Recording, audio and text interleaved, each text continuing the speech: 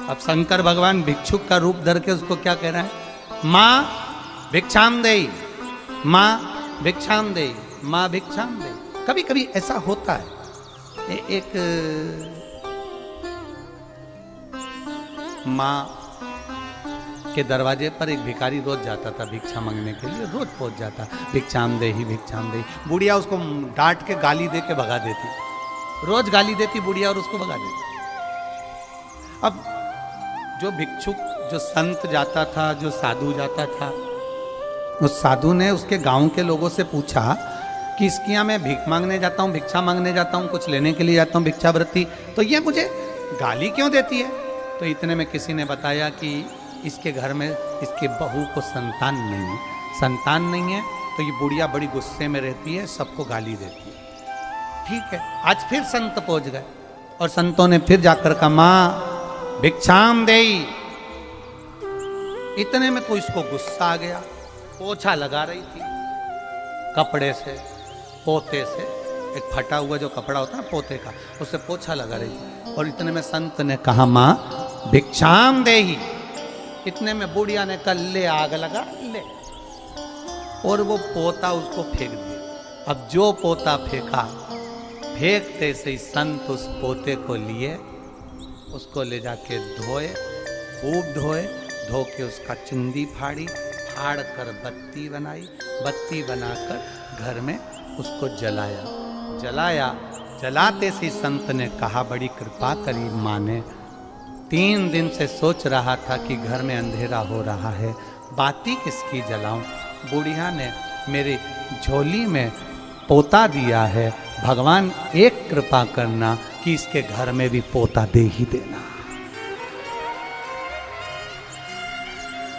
पोता दे ही देना। अब उसके घर में तुरंत भगवान संत ने बूढ़ी माँ से कहा माँ रोज तेरे दरवाजे पर आता था तू गाली देती थी, रोज तेरे दरवाजे पर आता था तू अपशब्द कहती थी, रोज तेरे दरवाजे पर आता था तू आड़ा टेढ़ा कहती थी, तूने कभी एक चावल का दाना नहीं दिया, जिंदगी में पहली बार तूने पोता दिया, तो मैंने भी तुझे पोता दिया। जब तुम एक भरा हुआ लोटा जल का लेकर शिव के मंदिर में जाते हो, शंकर भगवान को जल चढ़ाते हो, जैसा लोटा तुम्हारा भरा हुआ जाता है वैसा ही भगवान तुम्हारा घर भरते चला जाता है।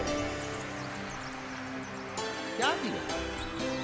अब भगवान शिव जी ने कह दिया, देवाधिदेव महादेव ने कह दिया माँ भिक्षाम दे। इतने में तो बुढ़िया को आ गया गुस्सा।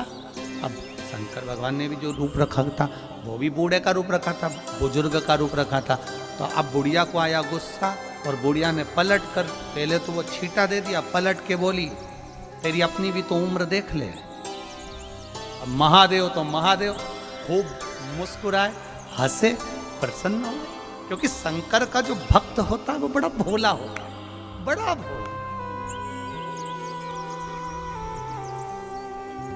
अड़भंगा होता।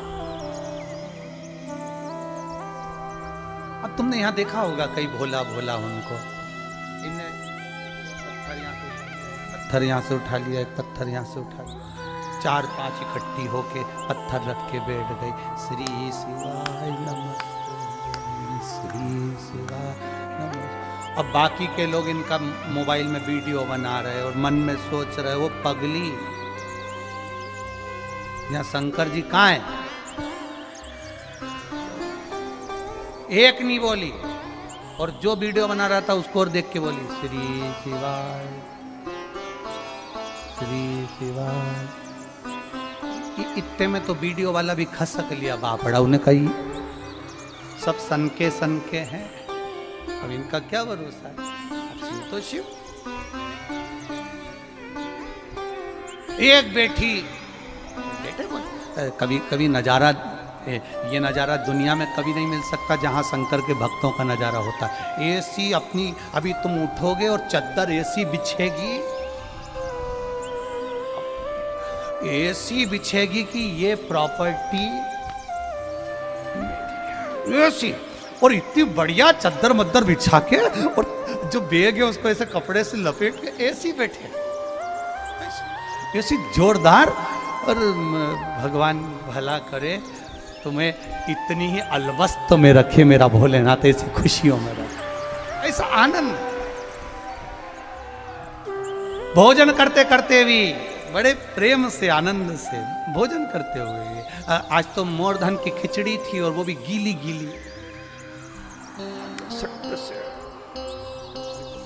हम देख रहे थे। एक तो वो दांत भी नहीं निकाले उसने, तो उसकी बहू ने कहा मम्मी दांत निकाल लो, तो बूढ़ी अम्मा ने कह दिया जरूरत नहीं आई, दांत की जरूरत ही नहीं।